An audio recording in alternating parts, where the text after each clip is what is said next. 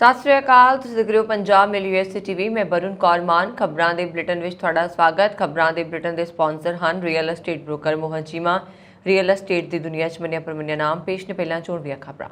America दे tourist visa लई interview दा सिलसिला सितंबर तो। कनेडा ਵੱਲੋਂ 3 ਲੱਖ ਪ੍ਰਵਾਸੀਆਂ ਨੂੰ ਸਿਟੀਜ਼ਨਸ਼ਿਪ ਦੇਣ ਦਾ ਟੀਚਾ। ਬ੍ਰਿਟੇਨ ਦੇ ਨਵੇਂ ਵਿਦਿਆਰਥੀ ਵੀਜ਼ਾ ਨਾਲ ਭਾਰਤੀਆਂ ਨੂੰ ਹੋਵੇਗਾ ਲਾਭ। ਅਸੀਂ ਬੰਦੂਕ ਹਿੰਸਾ ਖਤਮ ਕਰਨ ਲਈ ਦ੍ਰਿੜ ਸੰਕਲਪ ਹਾਂ, ਬਾਈਡਨ। ਟਰੂਡੋ ਦਾ ਵੱਡਾ ਫੈਸਲਾ, ਕੈਨੇਡਾ ਵਿੱਚ ਬੰਦੂਕ ਦੀ ਖਰੀਦ ਵਿਕਰੀ ਤੇ ਲੱਗੇਗੀ ਪਾਬੰਦੀ। ਅਮਰੀਕਾ ਦੇ ਓਕਲਾਹੋਮਾ ਵਿੱਚ ਗੋਲੀਬਾਰੀ, ਇੱਕ ਵਿਅਕਤੀ ਦੀ ਮੌਤ, 7 ਹੋਰ ਜ਼ਖਮੀ। ਦੁਨੀਆ ਭਰ ਵਿੱਚ ਤੇਜ਼ੀ ਨਾਲ ਫੈਲ ਰਿਹਾ ਮੰਕੀ ਪੌਕਸ, WHO ਨੇ ਦਿੱਤੀ ਚੇਤਾਵਨੀ। ਤੇ ਹੁਣ ਇਹਨਾਂ ਖਬਰਾਂ ਦਾ ਵਿਸਥਾਰ।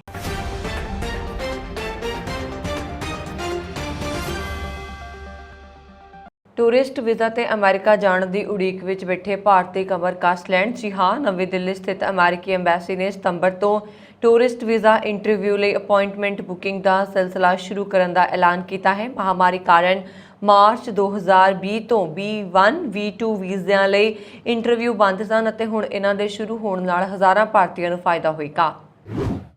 ਕੈਨੇਡਾ ਸਰਕਾਰ ਵੱਲੋਂ 2022-23 ਦੌਰਾਨ 3 ਲੱਖ ਤੋਂ ਵੱਧ ਪ੍ਰਵਾਸੀਆਂ ਨੂੰ ਸਿਟੀਜ਼ਨਸ਼ਿਪ ਦਿੱਤੀ ਜਾ ਸਕਦੀ ਹੈ। 23 ਮਈ ਤੋਂ ਸ਼ੁਰੂ ਹੋਏ ਸਿਟੀਜ਼ਨਸ਼ਿਪ ਹਫ਼ਤੇ ਦੀ ਸਮਾਪਤੀ ਮੌਕੇ ਇਮੀਗ੍ਰੇਸ਼ਨ ਮੰਤਰੀ ਫਰੇਜ਼ਰ ਨੇ ਦੱਸਿਆ ਕਿ 2021-22 ਦੌਰਾਨ 2,17,000 ਪ੍ਰਵਾਸੀਆਂ ਨੂੰ ਨਾਗਰਿਕਤਾ ਦਿੱਤੀ ਗਈ ਅਤੇ ਮੌਜੂਦਾ ਵਰ੍ਹੇ ਦੌਰਾਨ ਇਹ ਅੰਕੜਾ ਹੋਰ ਵਧਾਇਆ ਜਾ ਰਿਹਾ ਹੈ। ਸਨ ਫਰੇਜ਼ਰ ਨੇ ਦੱਸਿਆ ਕਿ ਇਮੀਗ੍ਰੇਸ਼ਨ ਮੰਤਰਾਲੇ ਵੱਲੋਂ ਸਿਟੀਜ਼ਨਸ਼ਿਪ ਅਰਜ਼ੀਆਂ ਦੀ ਪ੍ਰੋਸੈਸਿੰਗ ਤੇਜ਼ ਕਰਨ ਵਾਸਤੇ ਕਈ ਕਦਮ ਉਠਾਏ ਗਏ ਨੇ ਅਤੇ ਇਸ ਦੇ ਨਤੀਜੇ ਆਉਣ ਵਾਲੇ ਸਮੇਂ ਦੌਰਾਨ ਦੇਖੇ ਜਾ ਸਕਣਗੇ। ਬ੍ਰਿਟੇਨ ਵਿੱਚ ਸੋਮਵਾਰ ਨੂੰ ਨਵੀਂ ਹਾਈ ਪੋਟੈਂਸ਼ੀਅਲ ਇੰਡੀਵਿਜੂਅਲ ਵੀਜ਼ਾ ਵਿਵਸਥਾ ਦੀ ਸ਼ੁਰੂਆਤ ਕੀਤੀ ਗਈ, ਜਿਸ ਨਾਲ ਭਾਰਤੀਆਂ ਸਮੇਤ ਵਿਸ਼ਵ ਦੇ 50 ਚੋਟੀ ਦੀਆਂ ਵਿਦੇਸ਼ੀ ਯੂਨੀਵਰਸਿਟੀਜ਼ ਦੇ ਵਿਦਿਆਰਥੀਆਂ ਨੂੰ ਲਾਭ ਹੋਏਗਾ। ਭਾਰਤੀ ਮੂਲ ਦੇ ਮੰਤਰੀ ਰਿਸ਼ੀ ਸੁਨਕ ਅਤੇ ਪ੍ਰੀਤੀ ਪਟੇਲ ਨੇ ਇੱਕ ਸੰਯੁਕਤ ਬਿਆਨ ਵਿੱਚ ਕਿਹਾ ਕਿ ਇਸ ਨਵੀਂ ਆਕਰਸ਼ਕ ਸ਼੍ਰੇਣੀ ਦਾ ਮਕਸਦ ਦੁਨੀਆ ਭਰ ਤੋਂ ਆਉਣ ਵਾਲੇ ਸਰਬੋਤਮ ਅਤੇ ਮੇਧਾਵੀ ਪ੍ਰਤਿਭਾ ਨੂੰ ਆਕਰਸ਼ਿਤ ਕਰਨਾ ਹੈ। HPI ਵੀਜ਼ਾ ਸ਼੍ਰੇਣੀ ਤਹਿਤ ਸਫਲ ਬਿਨੇਕਾਰਾਂ ਨੂੰ 2 ਸਾਲ ਦੇ ਵਰਕ ਵੀਜ਼ਾ ਦੇ ਨਾਲ ਹੀ ਅਜਿਹੇ ਲੋਕਾਂ ਨੂੰ 3 ਸਾਲ ਦੇ ਵੀਜ਼ਾ ਦੀ ਪੇਸ਼ਕਸ਼ ਕੀਤੀ ਜਾਏਗੀ ਜੋ PhD ਡਿਗਰੀ ਧਾਰਕ ਨੇ। ਇਸ ਸਥਿਤੀ ਵਿੱਚ ਬਿਨੇਕਾਰ ਨੂੰ ਨੌਕਰੀ ਦੀ ਪੇਸ਼ਕਸ਼ ਦਾ ਪੱਤਰ ਹੋਣ ਦੀ ਲੋੜ ਵੀ ਨਹੀਂ ਹੋਏਗੀ। ਰਿਸ਼ੀ ਸੁਨਕ ਨੇ ਕਿਹਾ ਕਿ ਇਸ ਨਵੀਂ ਵੀਜ਼ਾ ਪੇਸ਼ਕਸ਼ ਦਾ ਮਤਲਬ ਇਹ ਹੈ ਕਿ ਬ੍ਰਿਟੇਨ ਦੁਨੀਆ ਭਰ ਤੋਂ ਸਰਬੋਤਮ ਅਤੇ ਮੇਧਾਵੀ ਪ੍ਰਤਿਭਾ ਨੂੰ ਆਕਰਸ਼ਿਤ ਕਰਨਾ ਜਾਰੀ ਰੱਖ ਸਕਦਾ ਹੈ। ਉਹਨਾਂ ਨੇ ਕਿਹਾ ਕਿ ਇਸ ਸ਼੍ਰੇਣੀ ਦਾ ਅਰਥ ਹੈ ਕਿ ਬ੍ਰਿਟੇਨ ਨਵੀਨਤਮ, ਰਚਨਾਤਮਕ ਅਤੇ ਉਦਮਤਾ ਲਈ ਇੱਕ ਮੁੱਖ ਅੰਤਰਰਾਸ਼ਟਰੀ ਕੇਂਦਰ ਦੇ ਰੂਪ ਵਿੱਚ ਉਤਰੇਗਾ। ਮੈਂ ਵਿਦਿਆਰਥੀਆਂ ਨੂੰ ਇੱਥੇ ਆਪਣਾ ਕਰੀਅਰ ਬਣਾਉਣ ਦੇ ਇਸ ਸ਼ਾਨਦਾਰ ਮੌਕੇ ਦਾ ਲਾਭ ਲੈਣ ਦੀ ਅਪੀਲ ਕਰਦਾ ਹਾਂ।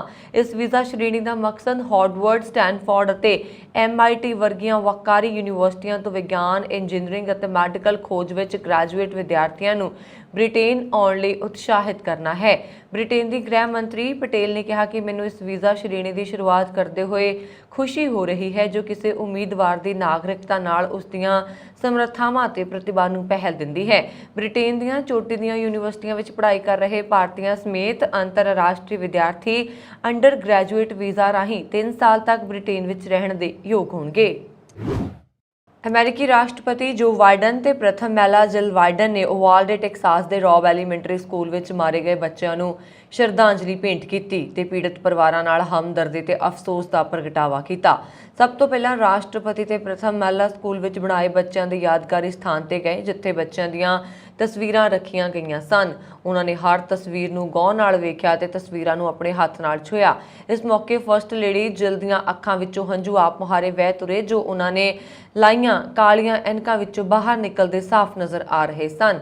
ਬਾਅਦ ਵਿੱਚ ਰਾਸ਼ਟਰਪਤੀ ਤੇ ਜਿਲ ਓਵਾਲਡੇ ਦੇ ਸੈਕਰੇਟ ਹਾਰਟ ਕੈਥੋਲਿਕ ਚਰਚ ਵਿੱਚ ਗਏ। ਓਵਾਲਡੇ ਲਈ ਰਵਾਨਾ ਹੋਣ ਤੋਂ ਪਹਿਲਾਂ ਰਾਸ਼ਟਰਪਤੀ ਨੇ ਟਵਿੱਟਰ ਉੱਪਰ ਲਿਖਿਆ ਕਿ ਹਰ ਕੋਈ ਜੋ ਓਵਾਲਡੇ ਟੈਕਸਾਸ ਦੇ ਐਲੀਮੈਂਟਰੀ ਸਕੂਲ ਵਿੱਚ ਹੋਈ ਭਿਆਨਕ ਗੋਲੀਬਾਰੀ ਨਾਲ ਪ੍ਰਭਾਵਿਤ ਹੋਇਆ ਹੈ, ਅਸੀਂ ਉਸ ਤੇ ਦੁੱਖ ਵਿੱਚ ਸ਼ਰੀਕ ਹਾਂ। ਅਸੀਂ ਉਹਨਾਂ ਲਈ ਪ੍ਰਾਰਥਨਾ ਕਰਦੇ ਹਾਂ। ਇਸ ਦੌਰਾਨ ਨਿਆਂ ਵਿਭਾਗ ਨੇ ਐਲਾਨ ਕੀਤਾ ਕਿ ਉਹ ਓਵਾਲਡੇ ਵਿੱਚ ਹੋਈਆਂ ਸਮੂਹਿਕ ਹੱਤਿਆਵਾਂ ਦੀਆਂ ਘਟਨਾ ਪ੍ਰਤੀ ਲਾਅ ਇਨਫੋਰਸਮੈਂਟ ਅਧਿਕਾਰੀਆਂ ਵੱਲੋਂ ਕੀਤੀ ਕਾਰਵਾਈ ਦੀ ਜਾਂਚ ਕਰਨਗੇ ਤੇ ਜਾਇਜ਼ਾ ਲੈਣਗੇ। ਜ਼ਿਕਰਯੋਗ ਹੈ ਕਿ ਪੁਲਿਸ ਦੀ ਢਿੱਲੀ ਕਾਰਵਾਈ ਨੂੰ ਲੈ ਕੇ ਮਾਪਿਆਂ ਵਿੱਚ ਭਾਰੀ ਰੋਸ ਵੇਖਣ ਨੂੰ ਮਿਲ ਰਿਹਾ ਹੈ। ਕੈਨੇਡਾ ਦੇ ਪ੍ਰਧਾਨ ਮੰਤਰੀ ਜਸਟਿਨ ਟਰੂਡੋ ਨੇ ਸੋਮਵਾਰ ਨੂੰ ਕੈਨੇਡਾ ਵਿੱਚ ਹੈਂਡਗਨ ਦੇ ਆਯਾਤ ਅਤੇ ਵਿਕਰੀ ਤੇ ਪ੍ਰਭਾਵਸ਼ਾਲੀ ਢੰਗ ਨਾਲ ਪਾਬੰਦੀ ਲਗਾਉਣ ਲਈ ਇੱਕ ਮਤਾ ਪੇਸ਼ ਕੀਤਾ। ਮੀਡੀਆ ਨਾਲ ਗੱਲਬਾਤ ਕਰਦਿਆਂ ਟਰੂਡੋ ਨੇ ਕਿਹਾ ਕਿ ਅਸੀਂ ਹੈਂਡਗਨ ਦੀ ਮਾਲਕੀ ਤੇ ਪਾਬੰਦੀ ਨੂੰ ਲਾਗੂ ਕਰਨ ਲਈ ਕਾਨੂੰਨ ਪੇਸ਼ ਕਰ ਰਹੇ ਹਾਂ। ਇਸ ਦੇ ਨਾਲ ਹੀ ਕੈਨੇਡਾ ਵਿੱਚ ਕਿਤੇ ਵੀ ਹੈਂਡਗਨ ਦੀ ਖਰੀਦੋ ਫਰੋਖਤ ਤੇ ਪਾਬੰਦੀ ਹੋਏਗੀ। ਟਰੂਡੋ ਵੱਲੋਂ ਇਹ ਫੈਸਲਾ ਸੰਯੁਕਤ ਰਾਜ ਅਮਰੀਕਾ ਵਿੱਚ ਹਾਲ ਹੀ ਵਿੱਚ ਸਕੂਲ ਵਿੱਚ ਹੋਈ ਗੋਲੀਬਾਰੀ ਤੋਂ ਬਾਅਦ ਲਿਆ ਗਿਆ। इस बिल ਨੂੰ संसद ਵੱਲੋਂ पास करना बाकी है, जबकि सत्ताधारी पार्टी ਕੋਲ संसद ਵਿੱਚ सीटां ਦੀ कमी है। ਇਸ ਲਈ ਟਰੂਡੋ ਲਈ ਕਾਨੂੰਨ ਪਾਸ ਕਰਨਾ ਵੀ ਇੱਕ ਚੁਣੌਤੀ ਹੋਏਗਾ।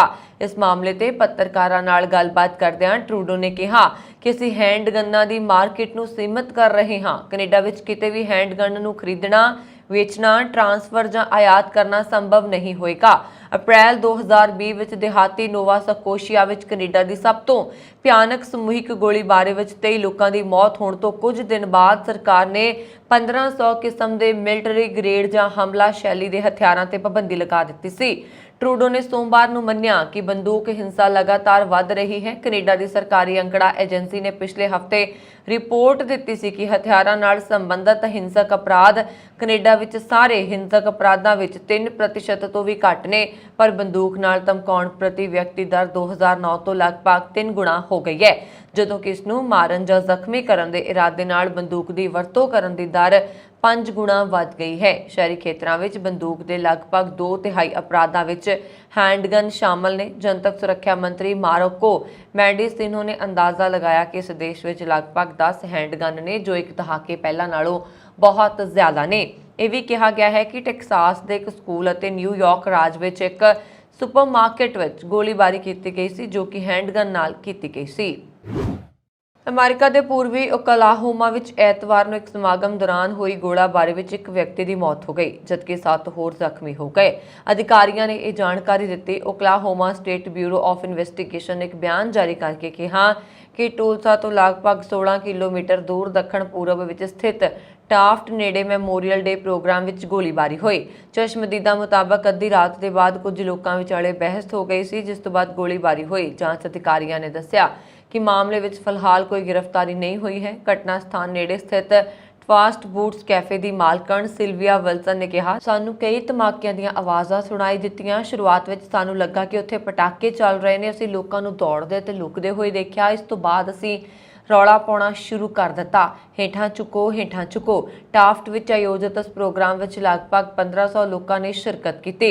ਪ੍ਰੋਗਰਾਮ ਵਿੱਚ ਮੌਜੂਦ ਮਸਕੋਗੀ ਕਾਉਂਟੀ ਸ਼ਾਰਿਫ ਦਫ਼ਤਰ ਦੇ ਮੈਂਬਰ ਤੁਰੰਤ ਲੋਕਾਂ ਦੀ ਮਦਦ ਵਿੱਚ ਜੁਟ ਗਏ। ਘਟਨਾ ਨਾਲ ਜੁੜੀ ਵਿਸਤ੍ਰਿਤ ਜਾਣਕਾਰੀ ਫਿਲਹਾਲ ਸਾਹਮਣੇ ਨਹੀਂ ਆਈ ਹੈ। ਮੰਕੀ ਪੌਕਸ ਦੇ ਮਾਮਲੇ ਦੁਨੀਆ ਭਰ ਦੇ ਕਈ ਦੇਸ਼ਾਂ ਵਿੱਚ ਵਧਣੇ ਸ਼ੁਰੂ ਹੋ ਗਏ ਨੇ। ਵਿਸ਼ਵ ਸਿਹਤ ਸੰਗਠਨ ਨੇ ਐਤਵਾਰ ਨੂੰ ਦੱਸਿਆ ਕਿ ਵੀਰਵਾਰ ਤੱਕ ਦੇ ਅੰਕੜਿਆਂ ਮੁਤਾਬਕ 23 ਦੇਸ਼ਾਂ ਵਿੱਚ 257 ਮਾਮਲਿਆਂ ਦੀ ਪੁਸ਼ਟੀ ਹੋਈ ਹੈ। ਇਸ ਦੇ ਨਾਲ ਹੀ 120 ਸ਼ੱਕੀ ਮਾਮਲਿਆਂ ਦੀ ਰਿਪੋਰਟ ਸਾਹਮਣੇ ਆਈ ਹੈ। ਉਹ ਸਾਰੇ ਦੇਸ਼ ਨੇ ਜਿੱਥੇ ਮੰਕੀ ਪਾਕਸ ਆਮ ਤੌਰ ਤੇ ਨਹੀਂ ਪਾਇਆ ਜਾਂਦਾ ਹੈ।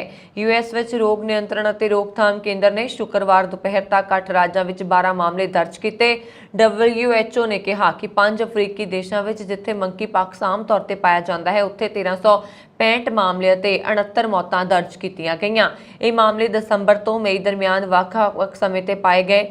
23 ਦੇਸ਼ਾਂ ਵਿੱਚ ਮੰਕੀ ਪਾਕਸ ਨਾਲ ਹੁਣ ਤੱਕ ਕੋਈ ਮੌਤ ਨਹੀਂ ਹੋਈ ਹੈ। ਐਤਵਾਰ ਨੂੰ WHO ਨੇ ਕਿਹਾ ਕਿ 2017 ਦੇ ਬਾਅਦ ਤੋਂ ਪੱਛਮੀ ਅਫਰੀਕਾ ਵਿੱਚ ਮੰਕੀ ਪਾਕਸ ਨਾਲ ਪੀੜਤ ਲੋਕਾਂ ਦੀਆਂ ਕੁਝ ਮੌਤਾਂ ਛੋਟੀ ਉਮਰ ਜਾਂ HIV ਦੀ ਲਾਗ ਕਾਰਨ ਹੋਈਆਂ ਨੇ। WHO ਨੇ ਕਿਹਾ ਕਿ ਵਿਸ਼ਵ ਵਿਆਪੀ ਮਹਾਮਾਰੀ ਦੇ ਜ਼ੋਖਮ ਦਾ ਪੱਧਰ ਮੱਧਮ ਹੈ। ਏਜੰਸੀ ਨੇ ਅੱਗੇ ਦੱਸਿਆ ਕਿ ਇਹ ਪਹਿਲੀ ਵਾਰ ਹੈ ਜਦੋਂ ਮੰਕੀ ਪਾਕਸ ਦੇ ਮਾਮਲੇ ਪੱਛਮੀ ਜਾਂ ਮੱਧ ਅਫਰੀਕਾ ਵਰਗੇ ਵੱਖ-ਵੱਖ ਭੂਗੋਲਿਕ ਖੇਤਰਾਂ ਵਿੱਚ ਵਿਆਪਕ ਤੌਰ ਤੇ ਫੈਲੇ ਨੇ। ਹਾਲਾਂਕਿ WHO ਨੇ ਚੇਤਾਵਨੀ ਦਿੱਤੀ ਹੈ ਕਿ ਜੇ ਵਾਇਰਸ ਆਪਣੇ ਆਪ ਨੂੰ ਮਨੁੱਖੀ ਜ਼ਰਾਸੀਮ ਵਿੱਚ ਬਦਲਦਾ ਹੈ ਅਤੇ ਕਮਜ਼ੋਰ ਪ੍ਰਤੀਰੋਧਕ ਸ਼ਕਤੀ ਵਾਲੇ ਲੋਕਾਂ ਨੂੰ ਸੰਕਰਮਿਤ ਕਰਦਾ ਹੈ ਤਾਂ ਜਨਤਕ ਐਕਸਪੋਜ਼ਰ ਮਤਲਬ ਜ਼ੋਖਮ ਦਾ ਪੱਧਰ ਵੱਧ ਸਕਦਾ ਹੈ।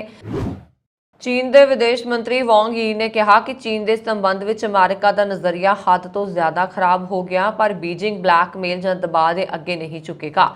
ਜ਼ਿਕਰਯੋਗ ਹੈ ਕਿ ਅਮਰੀਕਾ ਦੇ ਵਿਦੇਸ਼ ਮੰਤਰੀ ਐਂਟਨੀ ਬਲਿੰਕਨ ਨੇ ਹਾਲ ਹੀ ਵਿੱਚ ਚੀਨ ਨੂੰ ਕੌਮਾਂਤਰੀ ਵਿਵਸਥਾ ਲਈ ਲੰਬੇ ਸਮੇਂ ਦੀ ਸਭ ਤੋਂ ਵੱਡੀ ਚੁਣੌਤੀ ਕਰਾਰ ਦਿੱਤਾ ਸੀ। ਅਮਰੀਕਾ ਦੀ ਜਾਰਜ ਵਾਸ਼ਿੰਗਟਨ ਯੂਨੀਵਰਸਿਟੀ ਵਿੱਚ ਬਲਿੰਕਨ ਨੇ ਵੀਰਵਾਰ ਨੂੰ ਆਪਣੇ ਸੰਬੋਧਨ ਵਿੱਚ ਕਿਹਾ ਕਿ ਚੀਨ ਇੱਕਮਾਤਰ ਅਜਿਹਾ ਦੇਸ਼ ਹੈ ਜਿਸ ਦਾ ਉਦੇਸ਼ ਕੌਮਾਂਤਰੀ ਵਿਵਸਥਾ ਵਿੱਚ ਬਦਲਾਅ ਲਿਆਉਣਾ ਹੈ ਤੇ ਉਸ ਕੋਲ ਅਜਿਹਾ ਕਰਨ ਲਈ ਆਰਥਿਕ, ਡਿਪਲੋਮੈਟਿਕ, ਫੌਜੀ ਤੇ ਤਕਨੀਕੀ ਤਾਕਤ ਵੀ ਹੈ। ਉਹਨਾਂ ਨੇ ਚੀਨ ਨੂੰ ਲੰਬੇ ਸਮੇਂ ਲਈ ਕੌਮਾਂਤਰੀ ਵਿਵਸਥਾ ਤੇ ਅਮਰੀਕਾ ਲਈ ਸਭ ਤੋਂ ਗੰਭੀਰ ਚੁਣੌਤੀ ਦੱਸਿਆ। ਉਹਨਾਂ ਨੇ ਕਿਹਾ ਸੀ ਕਿ ਚੀਨ ਨਿਵੇਸ਼ ਗਠਬੰਧਨ ਤੇ ਮੁਕਾਬਲੇਬਾਜ਼ੀ ਦੀ ਰਣਨੀਤੀ ਰਾਹੀਂ ਮੁਕਾਬਲੇਬਾਜ਼ੀ ਨੂੰ ਗੰਭੀਰ ਬਣਾ ਰਿਹਾ ਹੈ, ਪਰ ਉਸ ਨੂੰ ਕਿਸੇ ਵੀ ਤਰ੍ਹਾਂ ਦੇ ਸੰਘਰਸ਼ ਤਣਾਅ ਤੋਂ ਬਚਣਾ ਹੋਏਗਾ, ਵਰਨਾ ਕਮਿਊਨਿਸਟ ਦੇਸ਼ਾਂ ਲਈ ਨਵਾਂ ਸ਼ੀਤ ਯੁੱਧ ਸ਼ੁਰੂ ਹੋ ਜਾਏਗਾ। ਚੀਨ ਦੇ ਵਿਦੇਸ਼ ਮੰਤਰੀ ਨੇ ਪਲਟਵਾਰ ਕਰਦੇ ਹੋਏ ਬਲਿੰਕਨ ਦੇ ਵਿਸ਼ਲੇਸ਼ਣ ਨੂੰ ਅਮਰੀਕਾ ਵੱਲੋਂ ਚੀਨ ਦੇ ਅਕਸ ਨੂੰ ਖਰਾਬ ਕਰਨ ਦੀ ਮੁਹਿੰਮ ਕਰਾਰ ਦਿੱਤਾ ਹੈ। ਅਮਰੀਕਾ ਦੇ ਸਾਬਕਾ ਰਾਸ਼ਟਰਪਤੀ ਟਰੰਪ ਨੇ ਗਨ ਲੌਬੀ ਦਾ ਖੁੱਲ੍ਹ ਕੇ ਸਮਰਥਨ ਕੀਤਾ ਹੈ। ਉਹਨਾਂ ਨੇ ਟੈਕਸਾਸ ਸਕੂਲ ਫਾਇਰਿੰਗ ਦਾ ਕਸੂਰ ਗਨ ਨਹੀਂ ਸ਼ੈਤਾਨ ਤੇ ਥੋਪ ਦਿੱਤਾ ਹੈ। ਲੋਕਾਂ ਦਾ ਮੰਨਣਾ ਹੈ ਕਿ ਨੈਸ਼ਨਲ ਰਾਈਫਲ ਐਸੋਸੀਏਸ਼ਨ ਕੋਲੋਂ ਚੰਦਾ ਪਾਉਣ ਲਈ ਟਰੰਪ ਨੇ ਗਨ ਲੌਬੀ ਦਾ ਸਪੋਰਟ ਕੀਤਾ ਹੈ। ਟਰੰਪ ਦੀ ਰਿਪਬਲਿਕਨ ਪਾਰਟੀ ਨੂੰ ਨੈਸ਼ਨਲ ਰਾਈਫਲ ਐਸੋਸੀਏਸ਼ਨ ਨੇ ਪਿਛਲੀ ਪ੍ਰੈਜ਼ੀਡੈਂਟ ਚੋਣਾਂ ਵਿੱਚ ਲਗਭਗ 232 ਕਰੋੜ ਰੁਪਏ ਦਾ ਚੰਦਾ ਦਿੱਤਾ ਸੀ। ਇਸ ਵਾਰ ਵੀ ਟਰੰਪ ਆਪਣਾ ਜੁਗਾੜ ਬਣਾਉਣ ਵਿੱਚ ਲੱਗੇ ਹੋਏ ਨੇ, ਇਸ ਲਈ ਖੁੱਲ੍ਹ ਕੇ ਗਨ ਕਲਚਰ ਦਾ ਸਮਰਥਨ ਕਰ ਰਹੇ ਨੇ। ਅਮਰੀਕਾ ਦੀ ਗਨ ਲੌਬੀ ਰਿਪਬਲਿਕਨ ਪਾਰਟੀ ਦੀ ਸਮਰਥਕ ਹੈ। ਇਸ ਲੌਬੀ ਨੇ ਡੈਮੋਕ੍ਰੈਟਿਕ ਪਾਰਟੀ ਦੇ ਉਮੀਦਵਾਰ ਰਹੇ ਓਬਾਮਾ ਨੂੰ ਹਰਾਉਣ ਲਈ 100 ਕਰੋੜ ਰੁਪਏ ਦਿੱਤੇ ਸੀ। ਅਮਰੀਕਾ ਵਿੱਚ ਨਵੰਬਰ ਵਿੱਚ ਮੱਧਕਾਲੀ ਚੋਣਾਂ ਨੇ ਟਰੰਪ ਦੀ ਨਜ਼ਰ ਇਸ ਵਾਰ 115 ਕਰੋੜ ਰੁਪਏ ਦੇ ਚੰਦੇ ਤੇ ਵੀ ਹੋ ਸਕਦੀ ਹੈ। ਭਾਰਤੀ ਮੂਲ ਦੇ ਅਮਰੀਕੀ ਸਾਂਸਦ ਰਾਜਾ ਕ੍ਰਿਸ਼ਨਾ ਮੂਰਤੀ ਨੂੰ ਉਹਨਾਂ ਦੇ ਸ਼ਾਨਦਾਰ ਕੈਰੀਅਰ ਅਤੇ ਜਨਤਕ ਸੇਵਾ ਪ੍ਰਤੀ ਸਮਰਪਣ ਲਈ ਵਿਲੱਖਣ ਲੀਡਰਸ਼ਿਪ ਅਵਾਰਡ ਨਾਲ ਸਨਮਾਨਿਤ ਕੀਤਾ ਗਿਆ।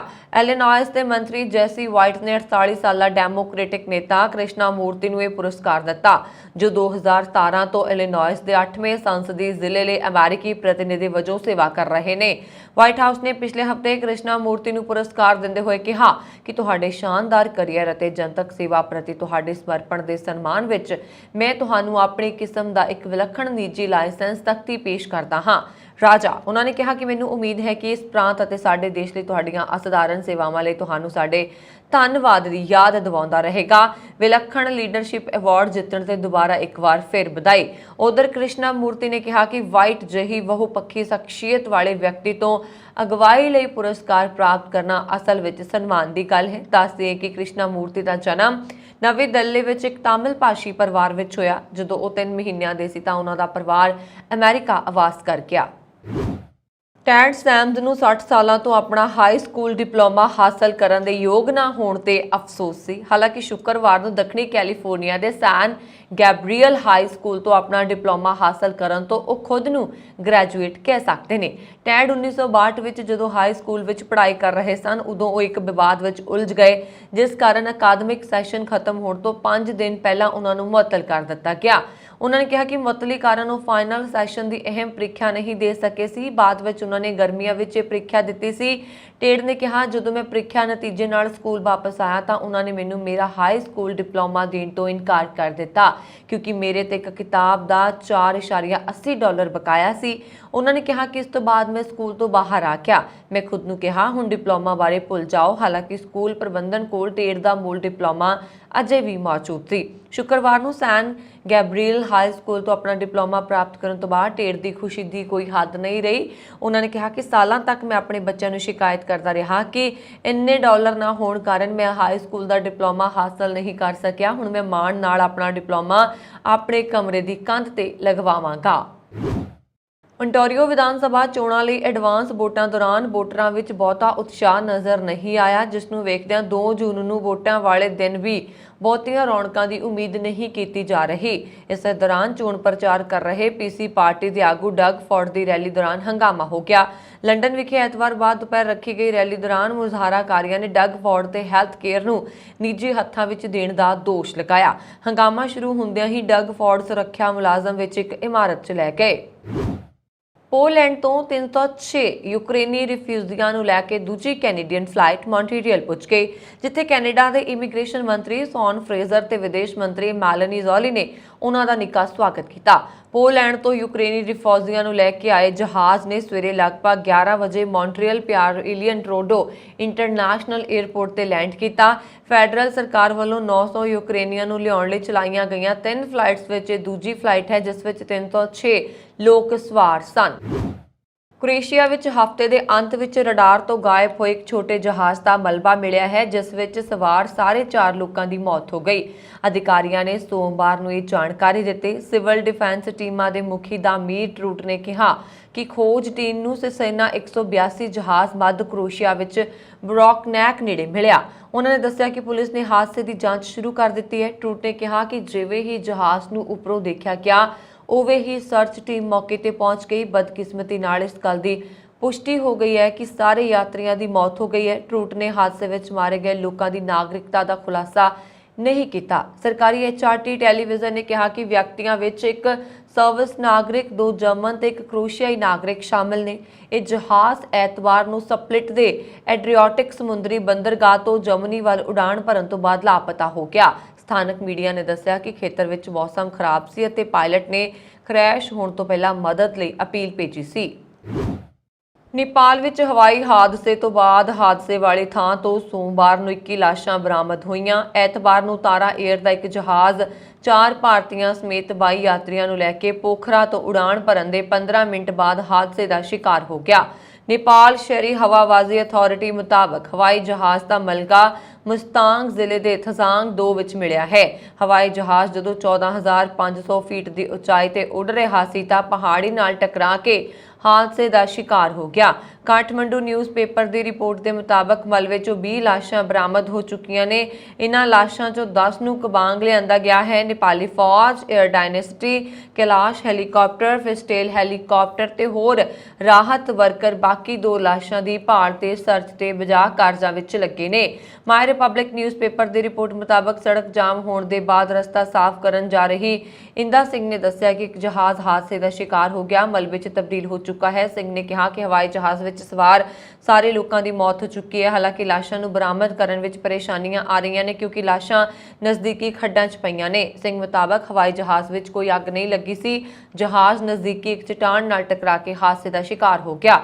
ਹਾਦਸੇ ਦੇ ਸ਼ਿਕਾਰ ਹਵਾਈ ਜਹਾਜ਼ ਵਿੱਚ ਮਹਾਰਾਸ਼ਟਰ ਦੇ ਠਾਣੇ ਦੇ ਇੱਕ ਹੀ ਪਰਿਵਾਰ ਦੇ 4 ਲੋਕ ਵੀ ਯਾਤਰਾ ਕਰ ਰਹੇ ਸੀ। ਉਹਨਾਂ ਦੀ ਪਛਾਣ ਅਸ਼ੋਕ ਕੁਮਾਰ ਤ੍ਰਿਪਾਠੀ, ਉਹਨਾਂ ਦੀ ਪਤਨੀ ਭੈਬਵੀ, ਬੇਟਾ ਤਨੁਸ਼ ਤੇ ਬੇਟੀ ਰਿਤਿਕਾ ਵਜੋਂ ਹੋਈ ਹੈ। ਹਵਾਈ ਯਾਤਰਾ ਨਾਲ ਸੰਬੰਧਿਤ ਤੁਸੀਂ ਬਹੁਤ ਸਾਰੀਆਂ ਘਟਨਾਵਾਂ ਸੁਣੀਆਂ ਜਾਂ ਪੜ੍ਹੀਆਂ ਹੋਣਗੀਆਂ। ਤੁਹਾਨੂੰ ਇੱਕ ਅਜਿਹੀ ਘਟਨਾ ਬਾਰੇ ਦੱਸਦੇ ਹਾਂ, ਉਸ ਬਾਰੇ ਜਾਣ ਕੇ ਤੁਹਾਡੇ ਹੋਸ਼ ਉੱਡ ਜਾਣਗੇ।